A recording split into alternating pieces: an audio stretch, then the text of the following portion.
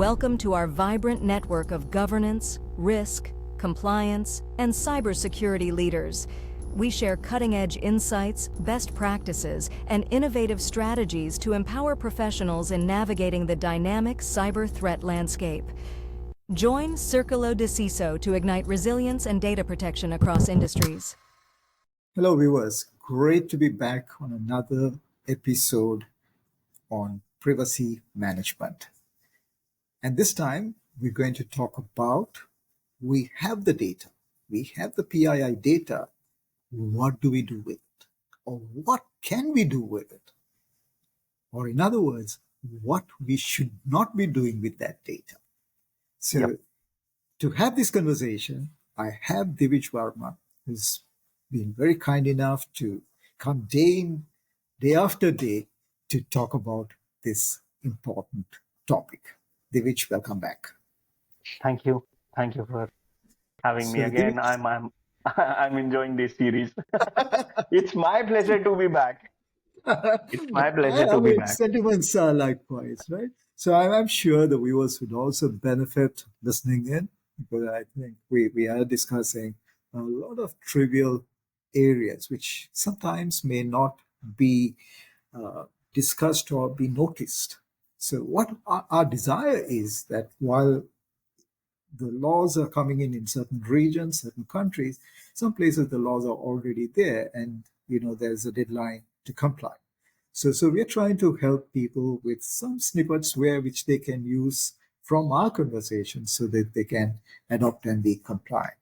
So Divij, I mean, it recalls every time we talk about data, what I'm reminded of is my grandmother, my mom, maybe my in-laws as well, right? Where you tend to collect everything and keep it, hoping that it will be useful someday.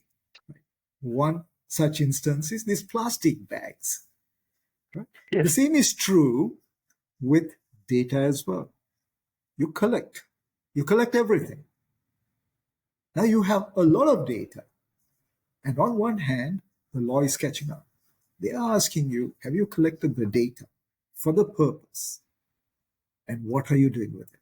So Divij, I just want you to spend some time explain to the viewers why it is important for us to know the data and what we should be doing and what we should not be doing. Over to you, Divij. So to start with, you gave a bang on analogy around those plastic bags, because I just remembered, yes, I also have a lot of them. And it's not just those plastic bags. There are a lot of other things that I might use it for someday. And it happens with me for my clothes as well. I have that dream that maybe I'll fit into my old jeans once again, but then that remains a dream. So the same goes on for the data within the organization as well. Yes, I'm talking from an organization perspective. I collect loads and loads of data. I might require just a piece of it, but then I'll be collecting. Okay, what if I require it for, say, a certain purpose, or even if I would have that data that I would have collected maybe 10 years from now, I would still keep them. What if somebody asks, what if I required you your data might have depleted in value during that uh, due course of time, but you still have that. So that's about collecting data. Now, talking with respect to your privacy program, the main, I would say, our series focuses on that privacy program. So, yes, my organization has that data. What do I do? So, the first and foremost thing that you need to do is your discovery and classification. Because how will they help? These are like the essential processes in identifying, locating, labeling, categorizing the data assets that you have. So this will make you understand that how is it used, who has access to it, and what are the risks that it is posing within, or it can pose within your organization. Because these are the basic questions that will help you in identifying the risk, in creating your goals for the privacy management solution. And obviously, when you have these specifics, then only you will be able to implement effective controls around the data. So again, uh, breaking it into the two parts, the discovery, the classification part of it. Discovery is nothing, as the name suggests. Okay, I'm just discovering where all my data is residing within an organization, because somewhere in your data center you might have a DB line which is now maybe not used, but still as per the workflows that would have been created, there's still some data that is flowing into it. Or maybe some PII or some SPI, some sensitive data, some personal information about your customers is still lying there.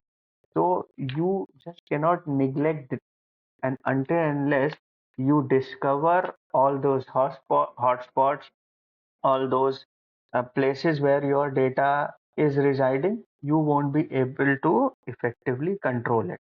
Now, how will you be controlling it? Once you have discovered what's available, second portion that kicks in is classifying. Okay, I might have a database which just contains, I don't know, uh, just the transactions that were done 25 years old, or I don't know, maybe that's not the correct example, but then okay, the data around the payments that I would have made to the vendor who provides the stationery services. I'm just taking an example. Vis-a-vis the transactional data affect the customers. So you need to understand the value of that data, and how you will understand that is where the classification will come into picture. What if I lose that data? What if I lose the invoices or the payments that I have made to the vendor supplying stationery? That might not be of much interest to my organization than losing my customer data, which has all those transaction details which feed into the P&L maybe. So that's wherein you will classify the data, and this classification will ultimately help you out in devising the data protection controls or measures. So there are two things here, right? Mm-hmm. I'm picking up from your observations you've made. Discovering of data, if it is digital, yes, you can discover using automated tool. Not everything is digitized. Yes, yes, There could be data which is probably in hard copy format, and sometimes it might be in the archives. yes, Right? So the organization should be cognizant that that there is data in digital and non-digital form. And if you recall, we had a side conversation where we were also talking about data which is probably in a tape drive, right? yep, Backed up and kept. It is in the vault in the data center. But today, there is no appropriate hardware to retrieve that data. totally agree. Right? Organization may not have it, but somebody else may have the technology to retrieve that data. Right? So you can't dispose them just like that. And Right? then I You might remember say, that, hey, That's the conversation that we were having around retention piece. Okay, what about deletion? Absolutely. Correct. Absolutely. So can you delete the data? Right. So if you delete the data, how do you ensure integrity of the data? So I think our intent is not to give solutions here. Our intent is to make people aware that you need to be aware that the data what you have, you are responsible for it. You need to manage it appropriately. You're accountable for the actions carried out using that data. So if you intend to delete, you also need to understand the legal consequences or the regulators' consequences. Because sometimes a customs department or even an excise department or maybe the tax department may come back after 10 years and ask for data which is 15 years old. They Yep. may, as part of Yes, an yes, investigation, right? yes, yes, Right. yes.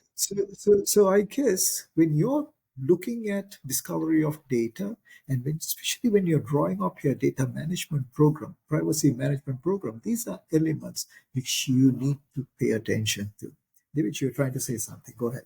Yeah, no, what I am saying is just to add to it, see, these are very simple practices which will enhance the data visibility and transparency. In fact, they'll even simplify governance and compliance for you.